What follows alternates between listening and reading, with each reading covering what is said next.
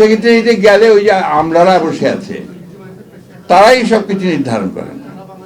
আমাদের উপদেষ্টা যারা দায়িত্ব পালন করছেন এখন, অনেক ক্ষেত্রে তারা অসহায়।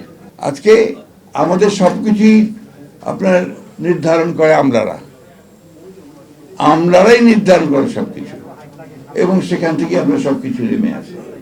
এবং আপনি খেয়াল করে দেখবেন, আমার কাছে খুব অবাক লাগে যে একজন স্কুল শিক্ষক, তার সমস্যার সমাধান করতে হলে তাকে ঢাকায় আসতে হয়, সেন্ট্রালে আসতে হয়, যেটার তো কোনো প্রয়োজন নাই। আমার যে জেলাতেই সেটা যথেষ্ট তার সমাধান করে। কিন্তু ওই যে সিস্টেম, ওই সিস্টেম যদি সেন্ট্রালে না আসে, তাহলে ঘুষটা আসবে কোত্থেকে?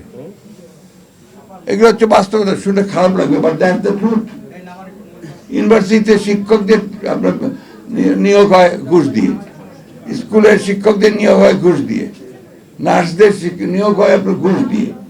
তো যে ব্যবস্থাতে এই ধরনের অনিয়ম চলতে থাকে, যে ধরনের বৈষম্য চলতে থাকে, সেখানে আপনি যে রাতারাতি কোনো কিছু করে ফেলতে পারবেন, এটা খুব ডিফিকাল্ট। জনপ্রতিনিধিরা সত্যিকার অর্থেই জনগণের সমস্যার সমাধান করার জন্য আন্তরিক হবেন।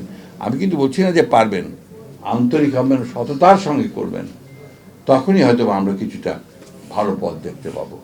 আমি যদি একটা জনপ্রতিনিধিত্বমূলক সরকার গঠন করতে পারি, আমি যদি একটা সুষ্ঠু নির্বাচন করতে পারি, সুষ্ঠু নির্বাচন করে আমি যদি ইউনিয়ন পরিষদ, উপজেলা পরিষদ, পার্লামেন্ট গঠন করতে পারি, তাহলে সেখানে আমি জনগণের কাছে জবাবদিহিতামূলক একটা ব্যবস্থা তৈরি করতে পারবো। সেটাই হবে আমাদের। আমি মনে করি আপাতত এটা একটা ভালো পথ বেরোবে, যেখানে আমি হয়তো কিছুটা সমস্যার সমাধান করতে পারবো। শিক্ষা শেষ, শিক্ষা ব্যবস্থা শেষ করে দিয়েছে, স্বাস্থ্য শেষ হয়ে গেছে। সেগুলোকে আপনাকে আবার নতুন করে গড়ে তোলার জন্য তো মানুষ লাগবে, সে মানুষগুলো তো তৈরি করতে হবে আপনাকে। আজকে দুর্ভাগ্যজনকভাবে, আমি আমার অভিজ্ঞতা থেকে বলছি আপনাকে, আপনি সেক্রেটারিয়েটে যাবেন, আমার জানি এরপরে আমার অনেক কথা বলবেন, সেক্রেটারিয়েটে গেলে ওই যে আমলারা বসে আছে, তারাই সবকিছু নির্ধারণ করেন। আমাদের উপদেষ্টা যারা দায়িত্ব পালন করছেন এখন, অনেক ক্ষেত্রে তারা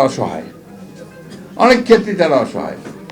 তারপরেও আমরা আশা করি যে তারা এতদিন যে চেষ্টা করেছেন, সেই চেষ্টাটা নিয়ে যারা সংস্কারের এই যে কমিশনগুলো আছে, তারা আমরা সবাই মিলে একটা শুরু করতে পারি, যে শুরুটা দিয়ে আমরা একটা ভবিষ্যৎ, একটা বাংলাদেশ, যেটা বৈষম্যহীন বাংলাদেশের দিকে আমরা এগিয়ে যেতে পারবো।